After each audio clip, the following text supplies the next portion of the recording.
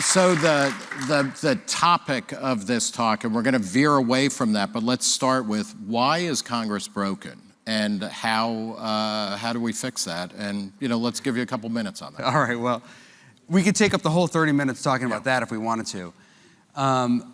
We don't know exactly how Congress got to where it is, but today it is highly centralized, where a few people at the top control everything. And that has a lot of negative consequences for our country. Among them is that the president has an unbelievable amount of power, because the president now only has to negotiate with really a few people. You have to negotiate with the Speaker of the House, you have to negotiate with the Senate Majority Leader, and maybe some of the minority leaders.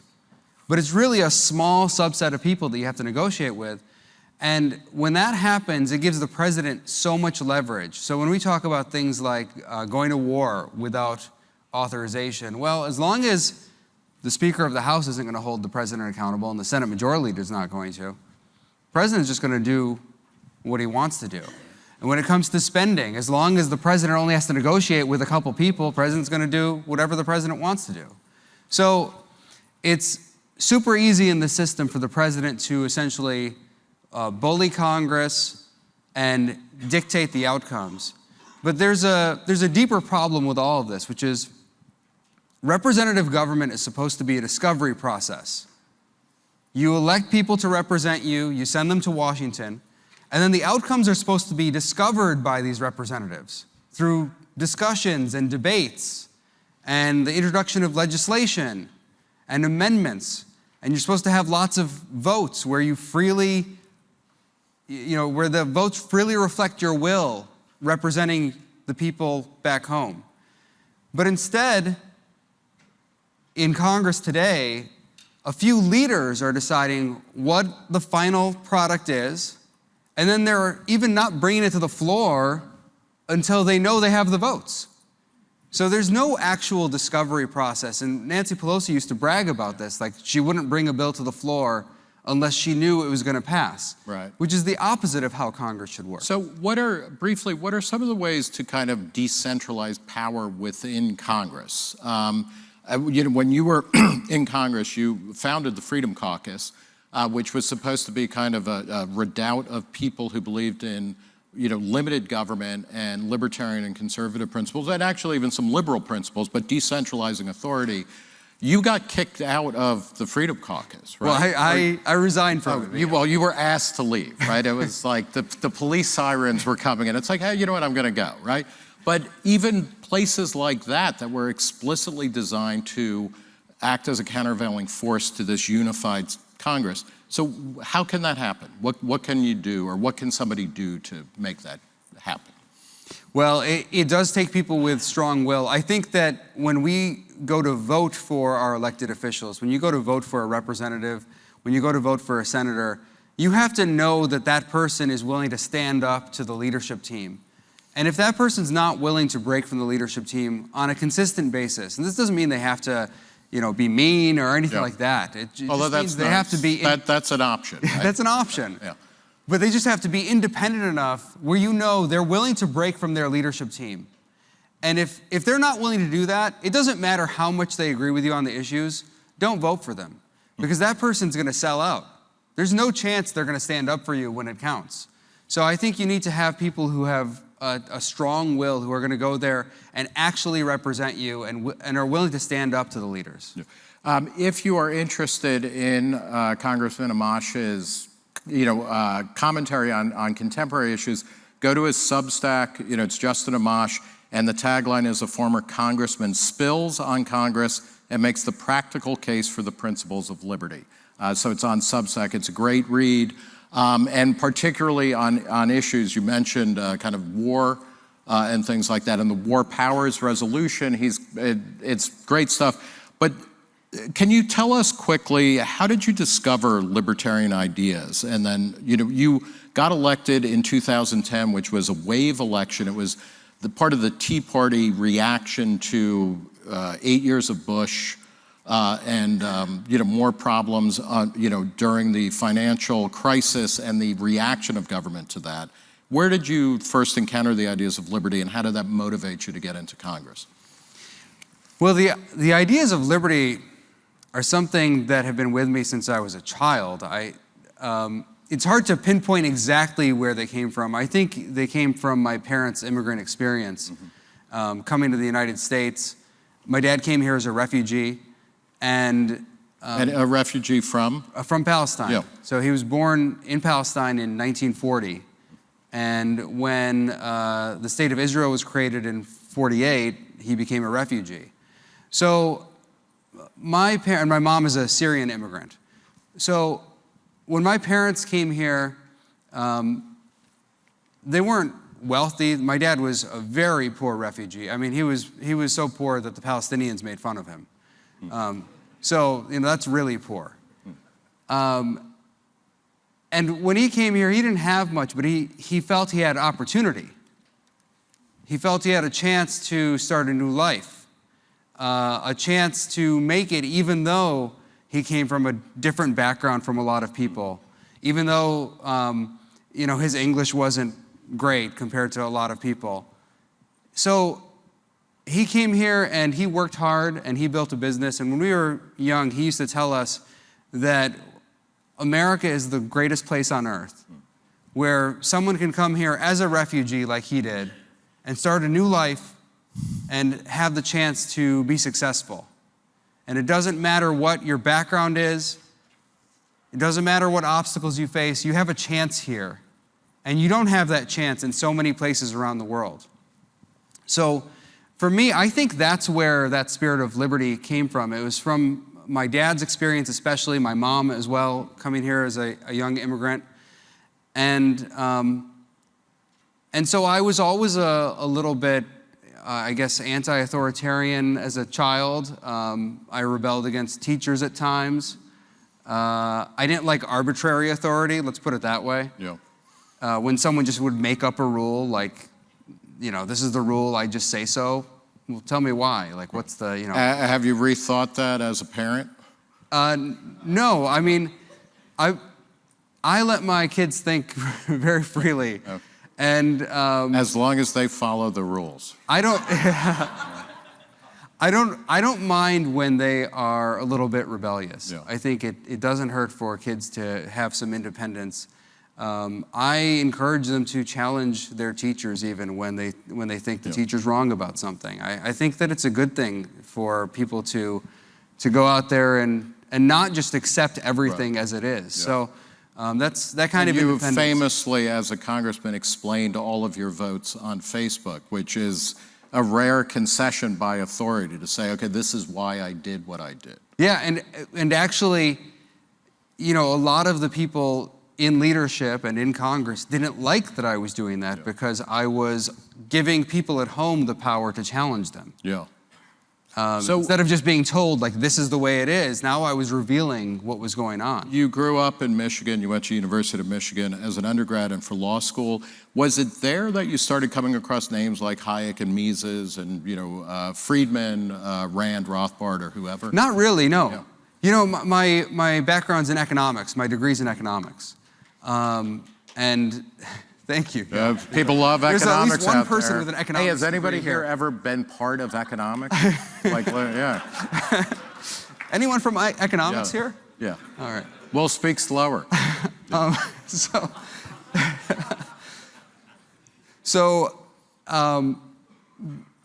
And I did well in economics at Michigan, but we sure didn't study Austrian economics. Right. We didn't study Hayek. Yeah. I think he might have been mentioned in one class. Very briefly, he was mentioned. There was one day where he was mentioned. But I'd say that what happened is, as I went through my economics degree, and then I got a law degree at Michigan as well, I started to realize that I had a lot of differences from other people who were otherwise aligned with me. I was a Republican. I aligned with them on a lot of things, but there were a number of issues where we didn't align. Some of the foreign policy issues, but certainly a lot of civil liberties issues. Mm-hmm. And I started to wonder, what am I? Yeah. what's going on here? I just thought of myself as a Republican, and I would read the platform and, hear what they're saying. They believe in limited government and economic freedom and individual liberty. But when push came to shove on a lot of issues, they didn't believe those things. They'd say they believe those things, but they didn't. So, and I've told this story before, I just typed some of my views into a Google search, and up popped Hayek's Wikipedia page. So, and literally it was like the top thing on Google. So I clicked on that, started reading about him, and I was already in my mid-20s at this time. I was, and I was like, yes, this is what I believe. And do you think that full view of individual liberty, not just in the economic sphere, but in everything else, that's informed by your parents' experience and also they're running a business? But it is interesting because you would have been coming of age during a time when the Republicans were ascendant, but they were kind of the war party, and we were told after 9/11 that you should not speak freely. That was kind of a problem, right? Yeah. Sure, and throughout my life, I've believed freedom of speech, freedom of thought, freedom of expression. These are critical values. Maybe they're the essence of everything that makes this country work. The idea that we come from a lot of places. There's an incredible amount of diversity in the United States. I think diversity is always treated, or often treated, like a bad word these days. But it's a blessing to our country that we have people who come from so many backgrounds. And actually, the principle of liberty is about utilizing that diversity. It's in centrally planned systems where diversity is not utilized, where someone at the top dictates to everyone else and doesn't take advantage of any of the diversity. They say, no, a few of us at the top, we know everything. It doesn't matter, all of your backgrounds, all of your skills, all of your talents, that doesn't matter. What matters is we've got a few people in a room somewhere and they're going to decide everything. And they know best because they're experts. So you came into office in 2011, and it seemed like there was a real libertarian insurgency within the Republican Party, but more nationally in discourse. People were tired of continued centralization, government secrecy, famously, a lot of Bush's activities, and particularly war spending early on, was done in supplemental and emergency appropriations, not really open to full discussion and whatnot. All of this stuff coming out of the Patriot Act, somebody like, I was going to say Darth Vader, I meant Dick Cheney, kind of saying like, we're in control. But then Obama also promised the most transparent administration ever and plainly did not deliver on that. But that energy pushing back on centralization and government power and government secrecy seems to, that helped bring you and other people like you to Congress, seems to have dissipated. Do you agree with that? And if so, what took that away? Yeah, I agree with that. When I was running for office, both for State House in 2009, when I was running for that office, and when I got to Congress in 2011, there was a lot of energy behind sort of a limited government, libertarian-ish republicanism, and I felt like libertarianism was really rising. There was a chance for libertarian ideals to get a lot of traction, and a lot of people who used to be, I guess, more like Bush conservatives were coming around to the libertarian way. So I felt really good about where things were heading. And for the first, I'd say 3 or 4 years that I was in Congress, I felt like we continued to move in the right direction. I mean, the creation of the Freedom Caucus was kind of a dream of like bringing people together to challenge the leadership. They weren't all libertarians or anything like that. I mean, there were a few who were libertarian leaning, but the idea that a group of Republican members, it wasn't determined that it was going to be only Republicans, but it ended up being Republicans, that Republican members got together and said, hey, we're going to challenge the status quo, we're going to challenge the establishment.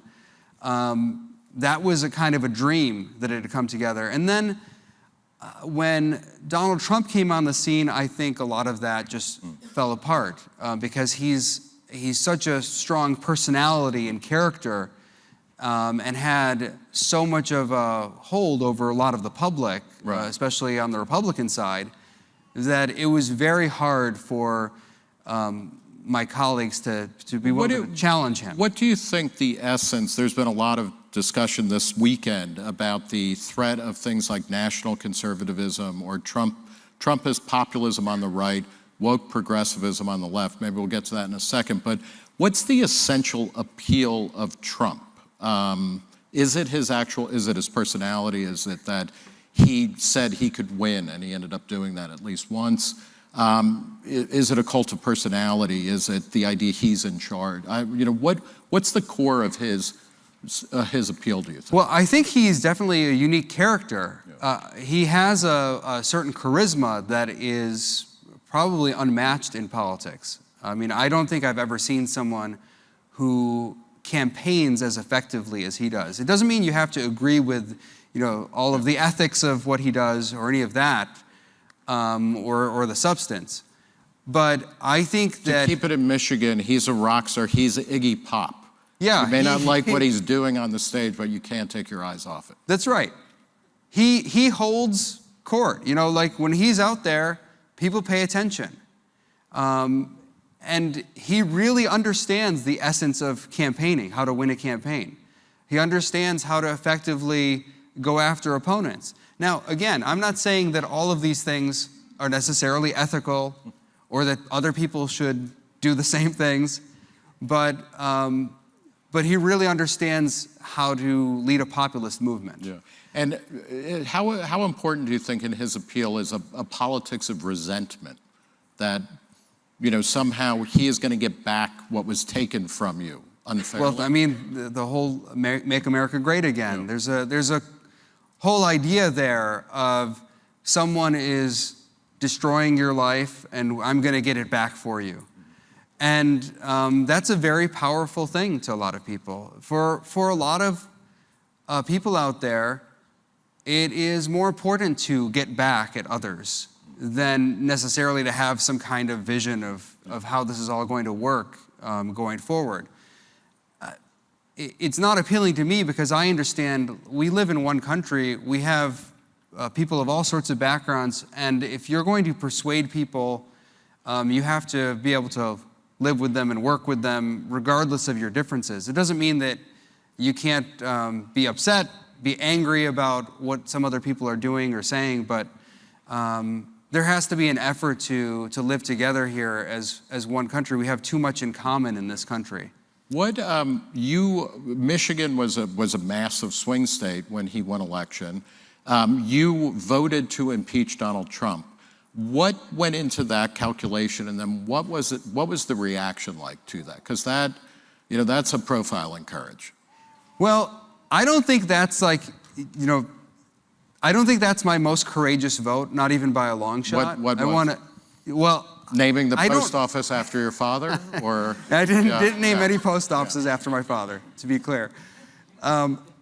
So I think that the courageous votes are the ones where everyone is against you. Mm-hmm. And I don't mean just like, one party. It's one thing to vote for impeachment and like half the country loves what you did and half the country doesn't like what you did. That's, in my mind, not that challenging or difficult. It's when you take a vote and you know that 99% of the public is going to misconstrue this, misunderstand it, be against it. The vote is going to be something like, 433 to 1 in the House or something like that. Those are the tough votes. And there are plenty of those votes out there where you're taking a principled stand and you're doing it to protect people's rights. But it's not the typical narrative. Is there an example that in your legislative record that you would put forth for that? Well, I mean, one of the ones I've talked about before is they tried to pass some anti-lynching legislation at the federal level, and everyone's against lynching, obviously.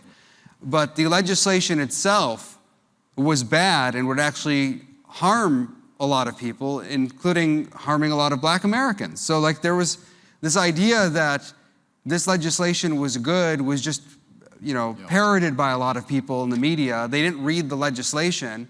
And in fact, I complained about it, and it mysteriously did not pass both houses that Congress after I pointed out all the problems with it. It did pass the House of Representatives, did not pass both houses and get signed by the president. And mysteriously, the next Congress, they reintroduced it and rewrote it in a way that took into consideration all of my complaints. And they tried to pass it off like they were just reintroducing the same legislation. And I pointed out, hey, they actually, they actually saw that there was a problem here and then tried to pretend like, oh, we're just passing it again. Those kind of votes are tough because when you take the vote, everyone thinks you're wrong. Right. Everyone. And you have to go home and you have to explain it. And those are the ones that are tricky. Back to the impeachment point. Look, I'd impeach every president. Let's be clear. Now, I'm not the kind of person who's going to introduce impeachment legislation, over every thing that a president does wrong.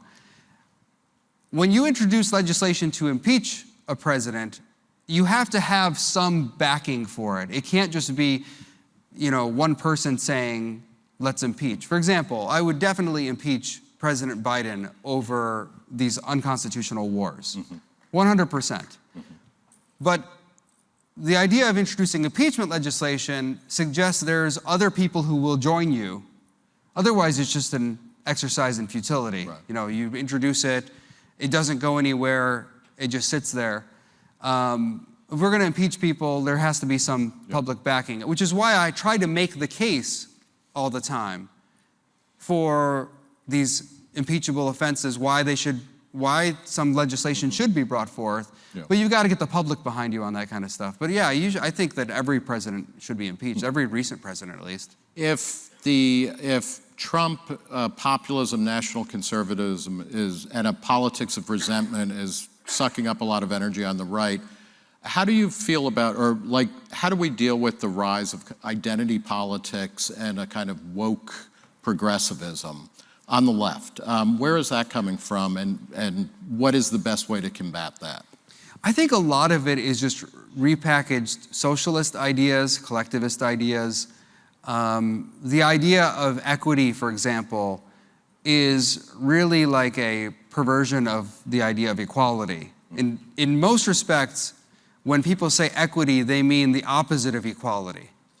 It means you're going to have the government or some central authority decide what the outcome should be, how much each person should have, rather than some system of equality before the law, where the government is not some kind of arbiter of who deserves what. And when you think about it, there is no way for the government to do this. There's no way for the government to properly assess all of our lives. This is, in many ways, the point of diversity is like we're all so different, and there's no way that a central authority can decide how to manage all that. So for many of the people on the woke left who say they care about diversity, they don't care about diversity if they're talking about equity. These things are in conflict with each other. The idea that you're going to decide that someone is more deserving than another based on some superficial characteristics. As an example, I've talked about this, and I've talked about this earlier in this conversation. My dad came here with nothing as a poor refugee. Yet, in a lot of cases, he might be classified as just a white American, even though he came here as an extremely poor Palestinian refugee. The New York Times, for example, classifies me as white. They might classify someone else who's Middle Eastern as a person of color. They actually did, right, with Rashida Tlaib. So I think a lot of this is just someone is making decisions at the top saying, well, we think this person is more like this or that, and we're going to decide they're more deserving. But they don't know our backgrounds. They don't know anything about us. They don't know who deserves this or who deserves that, and no central authority could figure that out. So the best thing we can do is have a system of equality before the law, where the law treats everyone the same. It doesn't give an advantage to any person over another person. And it may not be fair in some sense to some people. Some people may say, well, that's not fair. You know, some people, instead of having a dad who's a Palestinian refugee, their dad was some, Silicon Valley billionaire. Mm-hmm. Some person might have a dad who was a professor.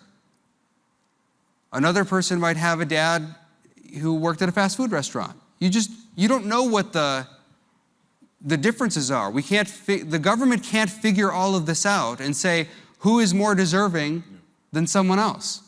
So I really think that the woke left, when they push this idea of equity, they're really pushing against diversity. They're saying we're going to decide, a few people at the top are going to decide who's valuable and who's not valuable. And they're not going to actually take into consideration any of our differences because no central authority could take it into consideration. You are a libertarian, not an anarchist. You believe there is a role for government, but it should be obviously much more limited.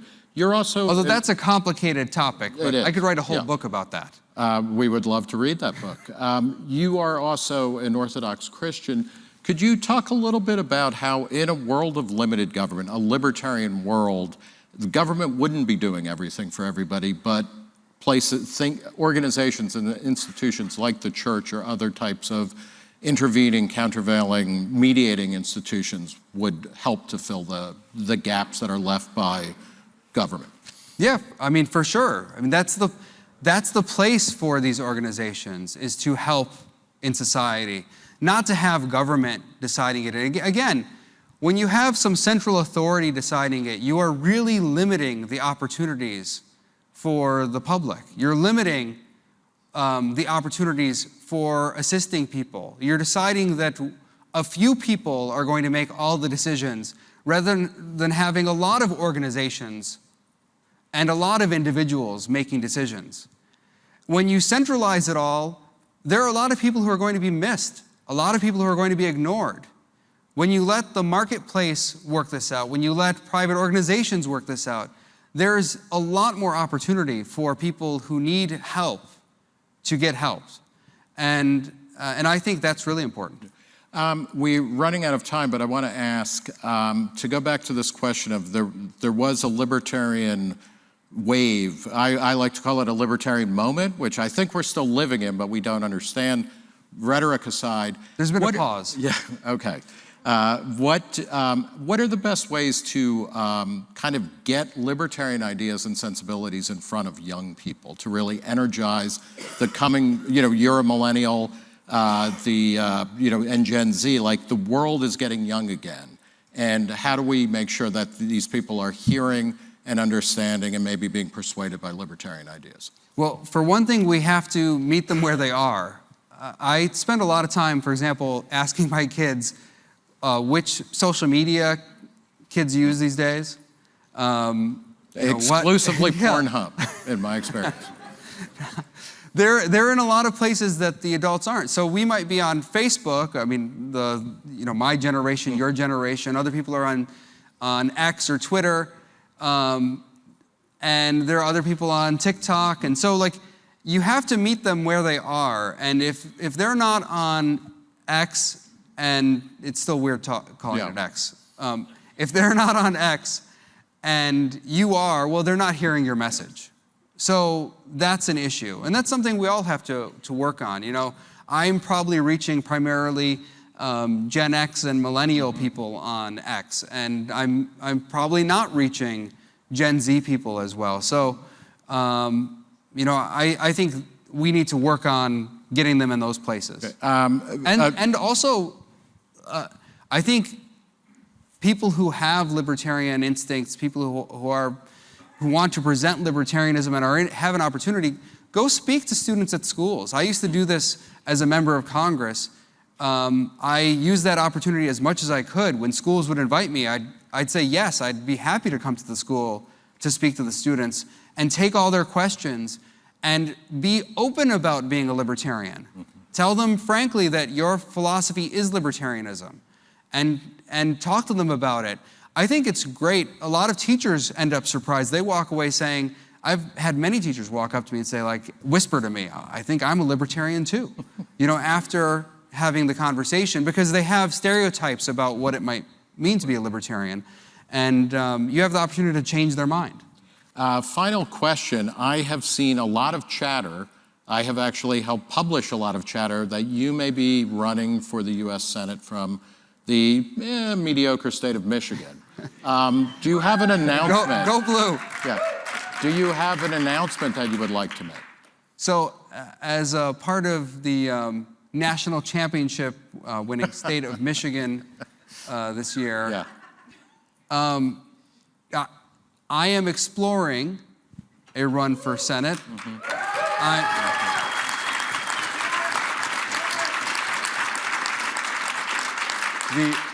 The FEC requires me to state that I am not a candidate for Senate, but I am exploring a run for Senate. And if you're interested in checking it out, go to exploratory.justinamash.com.